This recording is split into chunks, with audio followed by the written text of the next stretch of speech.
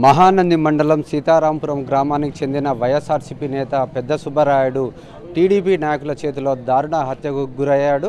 ఆయనని అడ్డుకునే ప్రయత్నం చేసిన భార్యపై కూడా దాడికి పాల్పడిన పరిస్థితి, ఆమె ఆసుపత్రిలో చికిత్స పొందిన పరిస్థితి అయితే కనపడుతుంది. ఏదైతే ముందుగానే వైఎస్ఆర్సీపీ నాయకుడైన నారపురెడ్డికి సమాచారం ఉండడంతో రాత్రి 12:58 ఆ యొక్క నారపురెడ్డి ఎస్పీకి ఫోన్ చేయడం జరిగింది. 1:03 మరొకసారి కూడా ఫోన్ చేశాడు.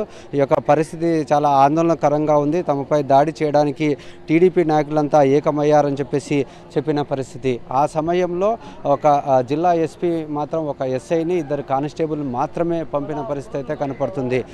పూర్తి స్థాయిలో పోలీసులను పంపించి ఉంటే ఈ యొక్క మర్డర్ జరిగే అవకాశం అయితే లేని పరిస్థితి. ఇప్పటికే ఈ యొక్క టీడీపీ నాయకులు అయితే ఈ యొక్క ప్రాంతంలోకి చేరుకోవడం జరిగింది. ఇదే గ్రామానికి చెందిన శ్రీనివాసరెడ్డి, అతని అనుచరులు సుమారుగా ఒక 50 మంది దాకా ఉంటారు. వారి అంతా ఒక్కసారిగా ఊరిని చుట్టుముట్టిన పరిస్థితి. పెద్ద సుబ్బారాయుడు అతను లోపల ఉన్నాడు. ఆ సమయంలో అతని భార్య మీద దాడికి చేయడం వలన ఆమె కేకలు పెట్టడంతో ఈ యొక్క పెద్ద సుబ్బారాయుడు ఇంట్లో నుండి బయటికి వచ్చిన పరిస్థితి అయితే కనపడుతుంది. మనం చూస్తున్నాం అదే ఇల్లు.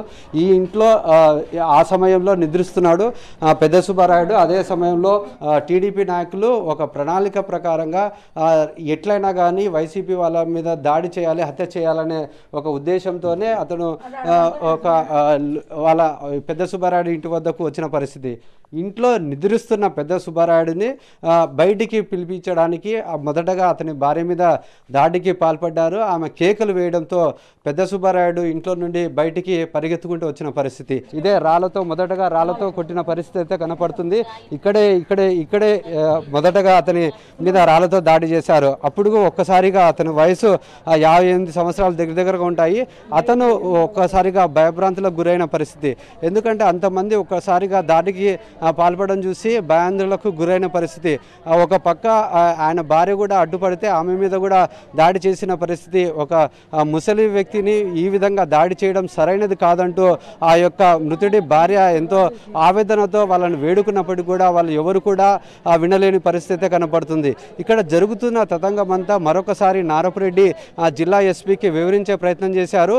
1:30 నుండి 3:02 దాకా ఈ యొక్క ఫోన్ కాల్స్ ద్వారా ఇక్కడ జరుగుతున్న సంగతులన్నీ చెప్తున్నప్పటికీ కూడా పోలీసులు మాత్రం ఎవరు స్పందించలేరు. ముఖ్యంగా ఎవరైతే టీడీపీ నాయకులు దాడి చేస్తున్నారో, ఎవరైతే ఈ యొక్క పెద్ద సుబ్బారాయుడు మీద దాడి చేసి చంపుతున్నారో ఆ సమయంలో పోలీసులు ఇక్కడే ఉన్నారు. ఆ పోలీసులు ఉన్నా కానీ వాళ్ళని కూడా ఏమాత్రం లెక్క చేయకుండా పోలీసుల మీద కూడా దాడి చేసే ప్రయత్నం అయితే జరిగింది. ఆయన ఒక్కసారిగా కుప్పకూలిన తరువాత అదే తరుణంలో ఒక్కసారిగా అక్కడున్న జనాలంతా ఆయనను గుమికూడిన పరిస్థితి. ఒక చేతులతో రాళ్ళు, మరొక చేతులతో కర్రలు, ఈ విధంగా ఇష్టానుసారంగా బండరాలతో కొట్టిన పరిస్థితి. ఇంత దారుణంగా, ఇంత కసిగా ఈ యొక్క హత్య చేస్తున్నారంటే వాళ్ళకు అర్థమవుతుంది. ఇక్కడ రక్తం మరకలు కూడా కనపడిన పరిస్థితి. ఇది ఏది దొరికితే వాటితో దాడి చేయడము, కర్రలతో కావచ్చు, రాళ్లతో కావచ్చు, పూర్తి స్థాయిలో యొక్క దాడి అనేది చాలా దారుణంగా దాడి జరిగింది. ఇక్కడ చూస్తున్నట్లయితే రక్తం అడుగులో పడి ఉన్న పరిస్థితి. ఏమి జరిగినా కానీ ఇక్కడ ఉన్న వాళ్ళు ఒక్కసారిగా భయభ్రాంతులకు గురవుతున్నారు.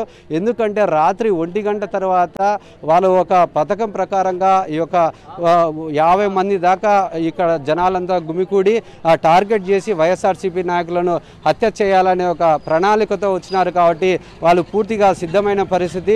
ఏ నాయకుడు ఏ సమయంలో ఎక్కడ ఉంటారో అని తెలుసుకొని అదే పనిగా దాడికి చేశారు. ఈ యొక్క గ్రామంలోని మూడు ఇళ్ల మీద దాడికి పాల్పడడం జరిగింది. పోలీసుల సమక్షంలోనే హత్యలు కూడా చేస్తున్నారు. అయినప్పటికీ పోలీసులు ప్రేక్షక పాత్ర వహిస్తున్నారే తప్ప వారిని ఆపే ప్రయత్నం అయితే చేయట్లేదు. ఇప్పుడు ఏం జరుగుతుంది, ఎవరు వచ్చి తమపై దాడి చేస్తారో, ఎవరు వచ్చి హత్య చేస్తారనే ఒక భయం ఈ గ్రామస్తుల్లో నెలకొనింది. మొత్తం మీద చూసుకున్నట్లయితే ఇంత జరిగినప్పటికీ కూడా ఇప్పటికీ ఆ నిందితులు ఎవరని తెలిసినప్పటికీ కూడా వారిని అరెస్ట్ చేసే పరిస్థితి పోలీసులకు కనపడటం లేదు. కెమెరామెన్ శేఖర్తో లోకేష్, సాక్షి టీవీ, నంద్యాల జిల్లా.